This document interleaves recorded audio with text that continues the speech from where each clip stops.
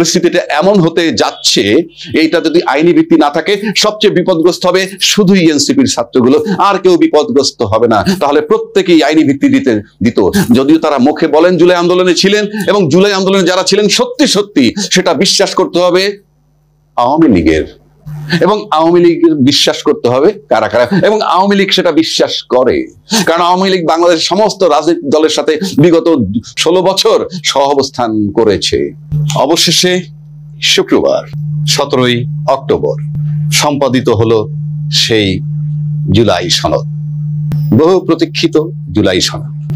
এই জুলাই সনদ স্বাক্ষর করে কি পেল বাংলাদেশের জনগণ, কি পেল বাংলাদেশের রাজনৈতিক দল, এবং কি পেল সরকার, এবং কি পেল জুলাই চেতনাধারীরা? এটা এখন অনেক বড় আলোচনার বিষয়, চলছে আলোচনা। দাবি ছিল এটা একটা আইনি ভিত্তি দরকার, আদতে কি সে আইনি ভিত্তি পেয়েছে সেটা নিয়ে আলোচনা করব। কি হলো জুলাই সনদ দিয়ে, কি পেলাম আমরা? যারা এই জুলাই সনদে স্বাক্ষর করেছেন এবং যারা করেননি, এমন কোন সার্কেল নাই যারা দাবি করেননি যে তারা জুলাই চেতনা ধারণকারী, অথবা জুলাইয়ের যে গণ অভ্যুত্থান বা বিপ্লব অথবা আন্দোলন যা কিছু বলেন না কেন, সবাই নাকি সব দল মত নির্বিশেষে এটা নিয়ে সবাই শরিক হয়েছে। তাহলে জুলাই সনদে যারা স্বাক্ষর করেছে তারা সব জুলাই চেতনাধারী, এই তো অর্থ দাঁড়ায়। আর যারা স্বাক্ষর করেনি তারা এনসিপি, তখন যারা ছাত্র হিসেবে আন্দোলন করেছিল, তাহলে তারা কি জুলাই চেতনাধারী না? গোটা বাংলাদেশে কেউ বিশ্বাস করবে যে এনসিপির ছেলে পেলেগুলো জুলাই চেতনাধারী না?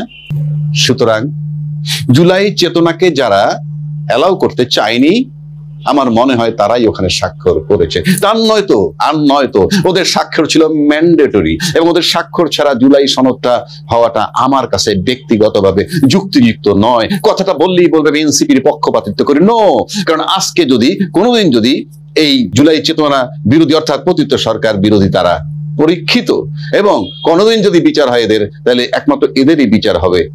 কেননা জুলাই সনদ যেটা স্বাক্ষর করেছে সেটা শুধুই জনগণের সাথে প্রতারণা করা হয়েছে। সে কারণে এই প্রতারণার মাধ্যমে জুলাই চেতনাকে একটা কবর দেওয়ার একটা পায়তারা বলে আমার কাছে ব্যক্তিগতভাবে মনে হচ্ছে। কেন মনে হচ্ছে সেটা বলছি। জুলাই চেতনা, জুলাই সনদ যারা স্বাক্ষর করেছেন, মঞ্চে উপবিষ্ট ছিল কতগুলো দল, তার ভিতরে বড় দল হিসাবে ছিল এখানে বিএনপি এবং জামাত, এই দুই দল। এনসিপি ছিল না।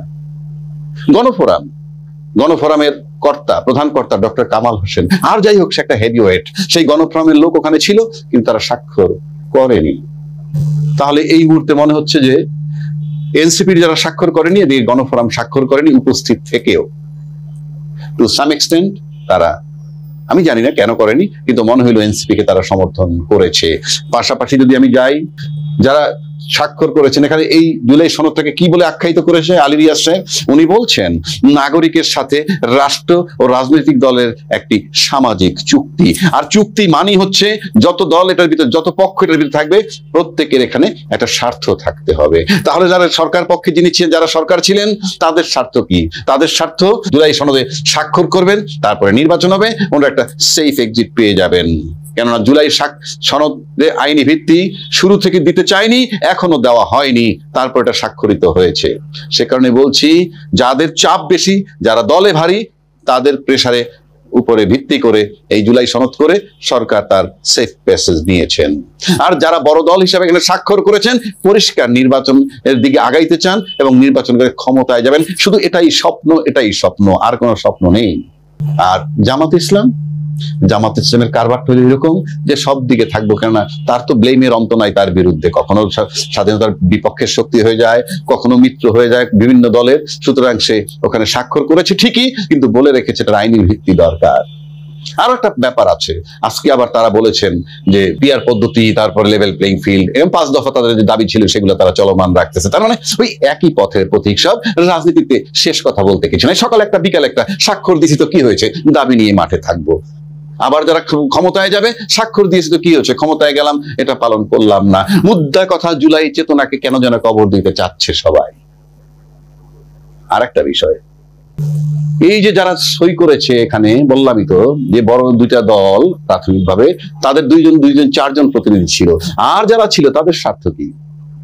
তারা স্বাক্ষর করলেই কি আর না করলে কি? তারা সব দল মিলে একত্র হলে 25টা দলে 25টা বাস লোক বলে তাদের সমস্ত নেতাকর্মী কাবার হয়ে যায়। তারা কেন করেছে স্বাক্ষর? না করলেও কিছু আসে না, করলেও কিছু আসে যায় না। সিম্পলি তারা করেছে বড় রাজনৈতিক দলের রাজনৈতিক অনুকম্পা পেয়ে এমপি হওয়ার জন্য। 25টা দলের থেকে যদি 25 জন এমপি হয় সেটা তাদের জন্য একটা বিশাল ব্যাপার, সেজন্য তারা স্বাক্ষর করেছে। আর যারা স্বাক্ষর করেনি এনসিপি, পরিষ্কার তারা বুঝিয়ে দিল এটা কোনো দায়বদ্ধতা নেই এই চুক্তির। দ্বিতীয় কথা হচ্ছে, কতজন জনগণ রিপ্রেজেন্ট করেন মূলত ওই 4 ব্যক্তি দুইটা বড় দলের? এই 4 জন ব্যক্তি কি 18 কোটি লোককে রিপ্রেজেন্ট করে? Of course not. স্ট্রেট যদি হিসাব করি, দলবিহীন জনগণ এই মুহূর্তে মিনিমাম ন্যূনতম 40% আছে। তাহলে 40%-এর প্রতিনিধিত্ব কারা করেছে? বাংলাদেশে ব্যবসায়ী কমিউনিটি আছে, বড় স্টেক হোল্ডার, কর্পোরেট হোল্ডার, বড় বড় ব্যবসায়ী আছে, বড় বড় ব্যবসায়ী সমিতি আছে, এফবিসিসিআই, ডিসিসিআই, তো বিজেএমই, বিএস, নানান ধরনের আছে। তাদের প্রতিনিধিত্ব কোথায়? বাংলাদেশে এই সমস্ত ব্যবসায়ী স্টেক হোল্ডার যারা বাদ দিছে কিভাবে? প্রশ্নই ওঠে না। কারণ এই স্টেক হোল্ডার উপর ডিপেন্ড করে সমস্ত রাজনীতিবিদ। এরা ব্যাংকের টাকা লুট করার পর এদের থেকে সুবিধা নিয়ে যায় তারা, এবং সুবিধা নিয়ে তাদেরকে শেল্টার দেয়। সেই স্টেক হোল্ডারের দরকার ছিল। আসেন মিডিয়া জগৎ, পত্রিকা জগৎ, তারা সেখানে যারা উচ্চ শ্রেণীর সাংবাদিক, মিডিয়ার জগতের লোক, তারা কি দেশের জনগণ নয়? তাদের প্রতিনিধিত্ব কোথায়? আসেন কৃষক শ্রমিক, আলাদা আলাদা সব জায়গায় সমিতি আছে। আমি দেখতে চেয়েছিলাম জনগণের সম্পৃক্ততা কতটা করা যায়। মাত্র 4টা লোকের স্বাক্ষরে 18 কোটি লোকের প্রতিনিধিত্ব হবে? Absurd, we cannot allow it. এবং এটা কোনো সঙ্গে, এটা কোনো চুক্তি হয় নাই, এবং ওই জনগণের কোনো স্বার্থ এখানে দেখা হয় নাই। যারা দলের সাথে সম্পৃক্ত তাদের কোনো স্বার্থ বলতে কি আছে? তাদের দল যেটা করবে সেটাই হবে। বরং তাদের দল ক্ষমতায় গেলে তারা আজকে যে কর্মগুলা করছে সেগুলো ধামাচাপা দিয়ে চলে যাবে। এই হলো থিওরি বাংলাদেশের রাজনীতি।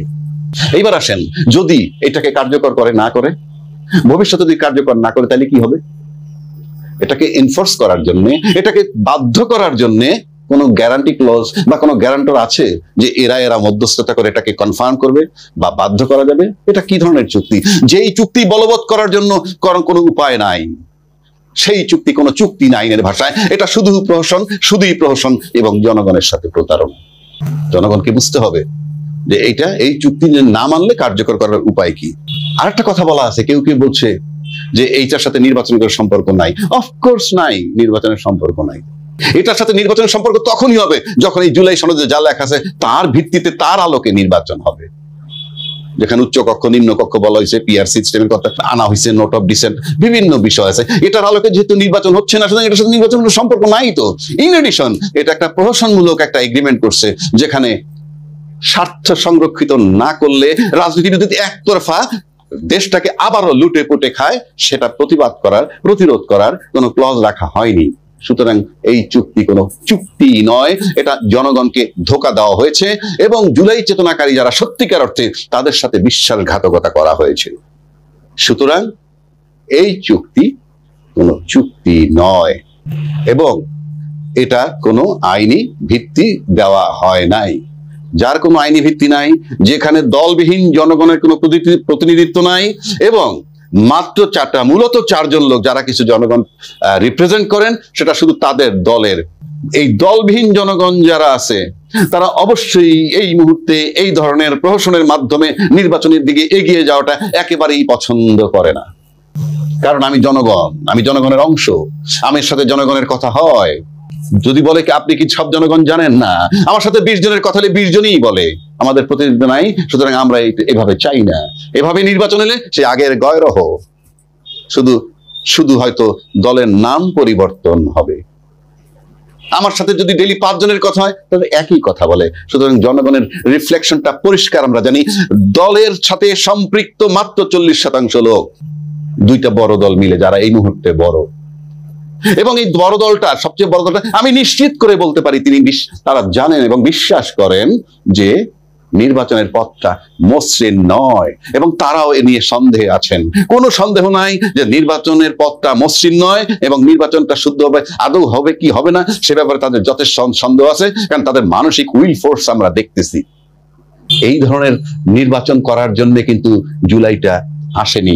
আবারও বলছি, জুলাই সনদ এর পরিস্থিতিটা এমন হতে যাচ্ছে, এইটা যদি আইনি ভিত্তি না থাকে সবচেয়ে বিপদগ্রস্ত হবে শুধুই এনসিপির ছাত্রগুলো, আর কেউ বিপদগ্রস্ত হবে না। তাহলে প্রত্যেকেই আইনি ভিত্তি দিত।